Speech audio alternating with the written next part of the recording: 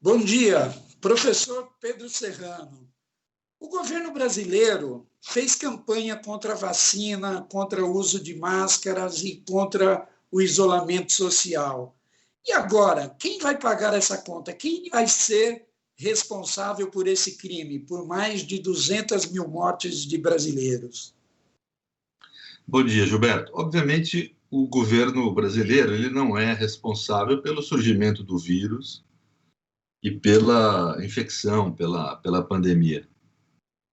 Mas ele é responsável pela inação e pelas ações adotadas durante a pandemia de forma contrária à ciência. É importante explicar para as pessoas, se você me permitir ingressar um pouco no juridiquês aqui, eu não gosto de ingressar, mas às vezes é necessário, porque nós estamos num momento muito delicado da vida nacional, e na área jurídica, como em certas outras áreas, né, quer dizer, essas formas novas de comunicação, internet e tal, elas, em geral, são positivas, né, elas ajudam muito a fluir a comunicação humana, mas às vezes prejudicam algumas questões. Uma delas é uma compreensão superficial sobre como as coisas devem ser conhecidas, sobre a cognição das questões, né?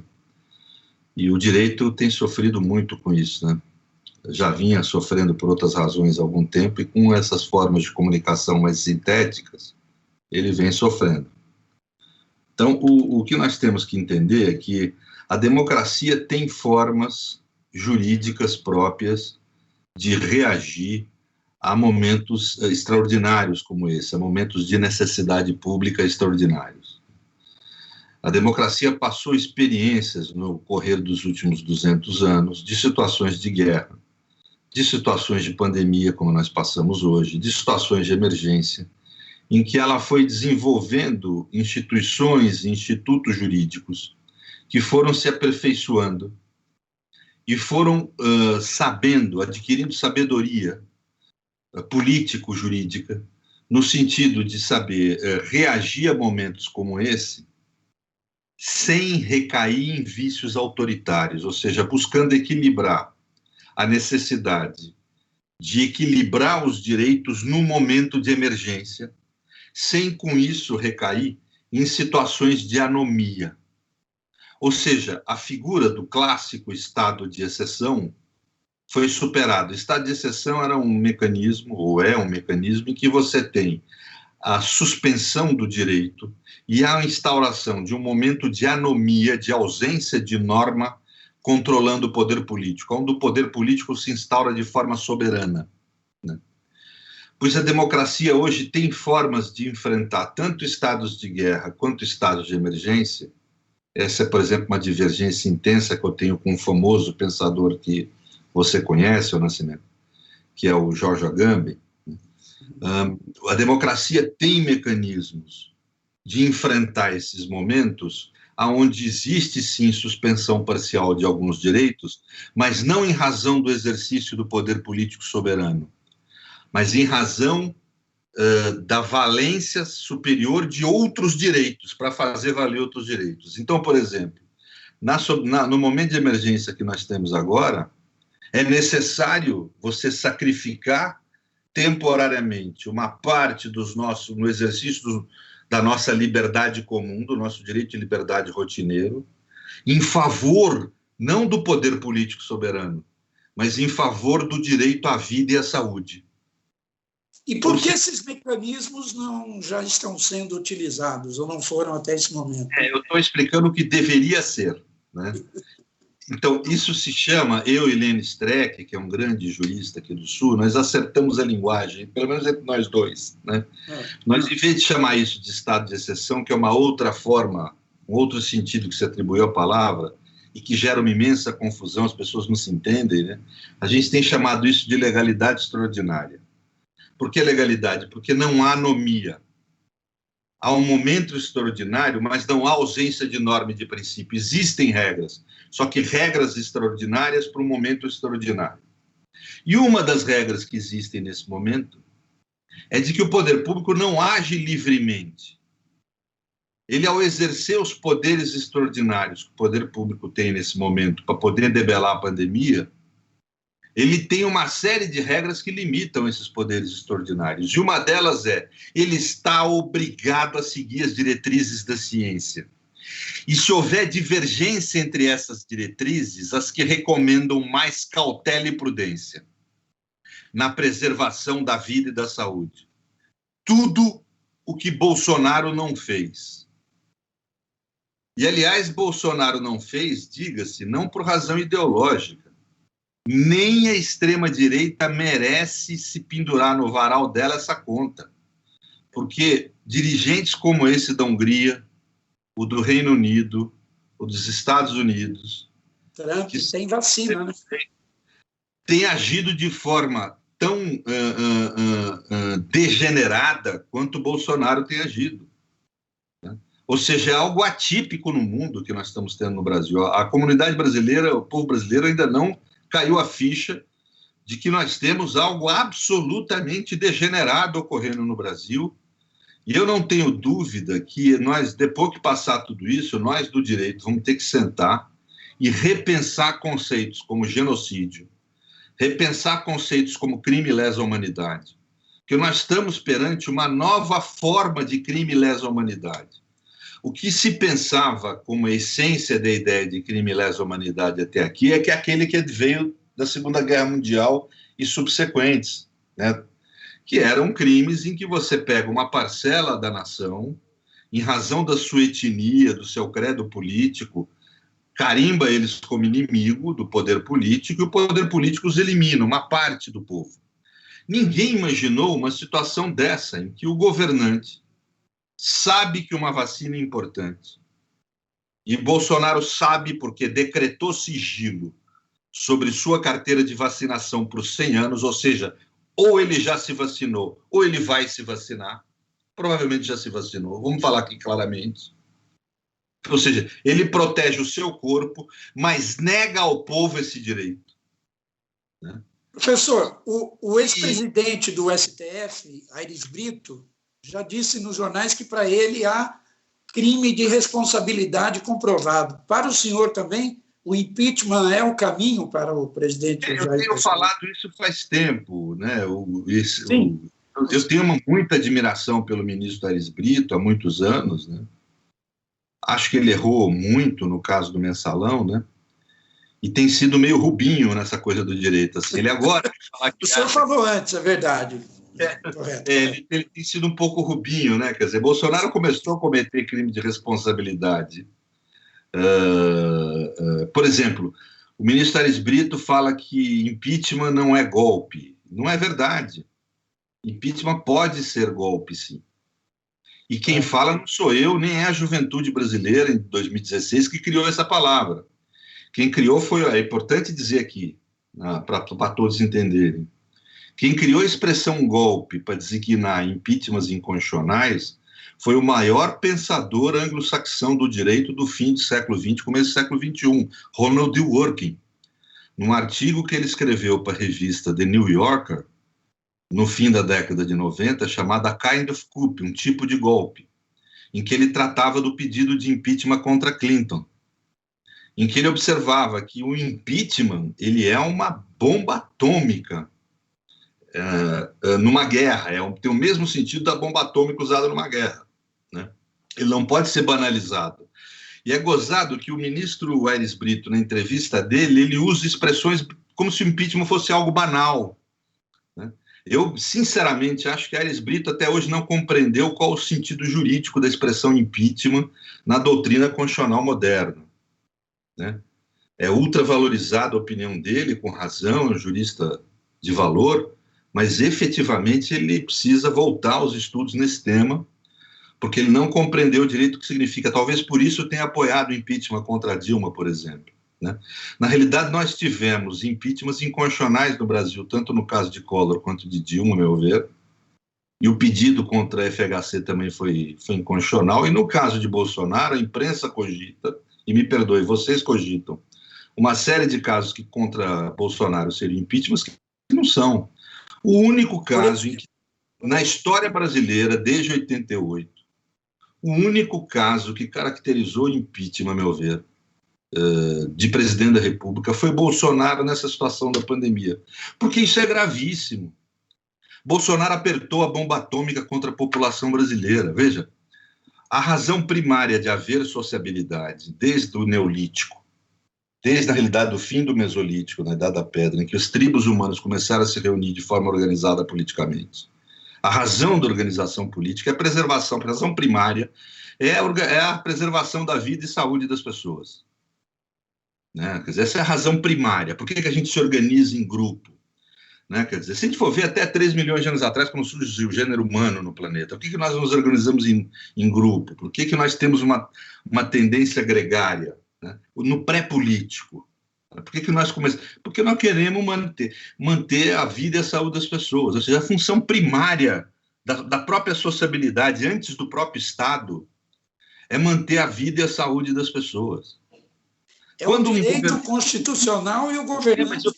Mas eu estou falando assim, até antes da ideia do próprio Estado, quanto mais da ideia de Constituição. É evidente. Não, uma Constituição que não garanta direito à vida e à saúde não tem sentido. É isso que eu estou dizendo, não tem sentido material. Você vai botar... Qualquer Constituição vai dizer que garante direito à vida e à saúde, porque não tem sentido haver sociabilidade sem garantir direito à vida e à saúde. É algo muito primário. Quando você tem um governo que, às abertas, atua contra a vida e a saúde da população em geral, não há nada mais grave do que isso. A nossa Constituição, ela usa uma expressão importante, que ela diz claramente aquilo que Dworkin fala no seu artigo. Ela usa a expressão atentado. Para haver crime de responsabilidade, o presidente da República tem que praticar um atentado contra a Constituição. Não basta ele ter praticado uma inconstitucionalidade, não basta ele ter praticado uma mera ilegalidade. Ele tem que ter praticado um atentado. Há uma tendência na doutrina brasileira a ser administrativista na interpretação da Constituição, achar que é um mero ilícito político-administrativo. Não se olha com olhar constitucionalista a questão, ou seja, se tende a interpretar a Constituição pela lei de 1951 e não a lei de 1951 pela Constituição. Isso é um imenso erro da doutrina brasileira. Eu apontei isso num parecer à presidente Dilma, que eu dei na época do impeachment. E, a meu ver, com todo o respeito e admiração verdadeira que eu tenho pelo ministro Aires, ele acaba caindo nesse equívoco, que é clássico aqui na doutrina brasileira, não é só do ministro, não. Né? Então, eu acho que nós temos que pôr aí passar o touro nos cornos. Né? Quer dizer, eu tenho uma visão conservadora e constitucionalista em relação ao Instituto de Impeachment. Queria só dizer isso. Tanto que, durante todo o primeiro ano do mandato do presidente Bolsonaro, se você for ver nas entrevistas, todo mundo é impeachment. Eu falo, não está caracterizado o crime de responsabilidade. Agora, quando começou a pandemia e ele começa com esse tipo de atitude, eu já apontei, não, está caracterizado o crime de responsabilidade do presidente no plano jurídico. O problema político é outra questão, aí tem que analisar. O crime de responsabilidade nunca é uma decisão jurídica, na medida em que tem que existir o crime de responsabilidade, tem que estar caracterizado esse atentado à Constituição para poder, vamos dizer, ocorrer o impeachment, mas o parlamento, mesmo existindo o crime de responsabilidade, ele pode decidir por não aplicar o impeachment. Não funciona que nem a justiça, não funciona que nem o crime comum. Né? É uma decisão política também. Aí, então, essa questão política eu não vou analisar aqui, vou falar do plano jurídico. No plano jurídico, é a primeira vez, a meu ver, desde 1988, que se caracterizou uma conduta como crime de responsabilidade. Eu não tenho dúvida disso. Só que eu estou falando de algo a mais, Nascimento. Eu acho que a conduta de Bolsonaro, se ela merecer do mundo, e eu acho que o jurista Luiz de Ferrajoli está nos convocando, alguns constitucionalistas do planeta, para irem até a Itália. O Lênin Streck comentou comigo, não, o Juarez Tavares comentou comigo ontem, para pensar a ideia de uma constituinte mundial a partir da pandemia, logo passar essa pandemia. Eu acho que tem que ser feito isso mesmo, pensar a ideia de um novo regramento mundial. Uma das coisas que nós vamos ter que pensar é essas novas formas de crime lesa humanidade. Esse homem cometeu um atentado contra a humanidade. Professor, mas qual o caminho a ser adotado no Brasil aqui agora? O senhor falou na questão política não vai ser tão simples, mas o que tem que ser feito imediatamente? impeachment. Nós temos que precisamos parar de mimimi, temos que ter um foco claro. Não, mas o judiciário, é culpa do judiciário que não faz nada. O judiciário é inerte. Existe um princípio da jurisdição na democracia que a jurisdição é parada. Ela só age como provocada. Eu tenho 1000 críticas ao sistema de justiça, não sei se acompanha meu trabalho. Meus dois últimos livros foram críticas ao sistema de justiça brasileiro e latino-americano, críticas profundas, me custaram problema na vida pessoal, né? Quer dizer, eu não tenho o menor problema em criticar sistema de justiça, STF, etc., sou extremamente crítico, mas nesse caso da pandemia, quando provocado, o STF, salvo numa decisão, que foi na questão dos leitos, salvo nessa decisão, todas as outras, o STF agiu muito bem. O STF só atuou quando provocado, ele não agiu contra Bolsonaro no plano criminal, porque ele não foi provocado, ele não pode agir sozinho. Né? Então, o judiciário fez tudo o que podia, que estava a seu alcance. Né? Quem não... O parlamento, e aí tem um nome, uma pessoa que é responsável, Rodrigo Maia. Rodrigo Maia é moral e politicamente tão degenerado quanto o Bolsonaro. A gente tem que entender isso, senão não vamos compreender o que ocorre hoje no Brasil. Segundo, o momento exige da gente, na política, não uma leitura só operacional. Eu, sinceramente, estou um pouco mexido emocionalmente, por questões pessoais, inclusive com essa pandemia, mas, assim, as pessoas têm que entender que política não se faz só com cálculo operacional. Isso na esquerda é um marxismo velho que a gente tem que tirar a poeira dele, entendeu? Existem razões morais na existência humana. Não se conhece uma organização política na humanidade que não tenha vínculos deônticos, vínculos morais. Não se conhece, surgiu junto com a política. Né? A partir da hora que o homem deixa de ser só uma organização biológica em que se impunha pela força do indivíduo para pegar o melhor pedaço de carne e comer, a partir do momento que superou isso na humanidade, surgiu vínculos morais e deônticos. Né? Ou seja, a política tem uma dimensão moral. E tem certas horas que nós precisamos pensar nisso na política, e não só no operacional. Ah, vai poder derrubar? Não vai. Tem horas que nós temos que agir por valores. E se há um momento na história brasileira em que isso se apresenta, é agora. Não interessa se o vice-presidente é melhor ou não que Bolsonaro. Não interessa se os parlamentares vão ou não votar a favor. Quem é decente nesse país tem que exigir dos parlamentares o impeachment desse perverso. Esse homem é a degeneração de todos os valores humanos mais elementares. Nós não podemos permitir que ele permaneça como presidente da República. Todo dia nós só temos que ter uma pauta, é a pauta da má condução da pandemia por esse perverso. E isso exige impeachment, crime de responsabilidade. Nós não podemos ter outra fala como oposição. Né? Temos que ser incisivo nisso. A gente já está indo até quase para o final da entrevista. Desculpa, eu queria perguntar ao senhor. O senhor falou que o judiciário tem até respondido às ações. Agora, situações como a do Amazonas, dezenas de pessoas, centenas, morrendo por falta de oxigênio, e, ao mesmo tempo, o ministro da Saúde vai ao Estado 4 dias antes com uma comitiva de médicos para fazer propaganda da cloroquina, que é um medicamento que o mundo inteiro, a Organização Mundial da Saúde, já deixou bem claro que não tem eficácia alguma comprovada. Eu imagino que se fosse a Dilma fazendo isso, acho que ela caía no dia seguinte. Não tem que se dar resposta imediata a ações como essa? Sim, mas é que não cabe ao Supremo agir nesse ponto de vista. Quem tem que agir é a Polícia Federal, é o Ministério Público, que estão quietos, estão sem agir. Na Dilma eles agiam. Né? O PT, aí, o Partido dos Trabalhadores, teve muitos erros no comando do governo, mas uma coisa que ele fez foi, a meu ver, até de forma extremamente ingênua, ele aparelhou e deu independência extrema para essas entidades, para essas estruturas. Uma coisa que o Bolsonaro fez, que na lógica do exercício do poder tem sentido, é retomar o comando que Fernando Henrique tinha dessas estruturas. Só que daí acabou pondo não ao serviço do Estado, como fazia o PT, mas a serviço do governo, né? Então, essa gente blindou ele, né? Quer dizer, então, hoje tem investigações abertas, mas veja que interessante. Se investiga o caso de Manaus, nisso que você falou, ter distribuído cloroquina e não oxigênio, mas no campo civil, não se investiga no campo criminal.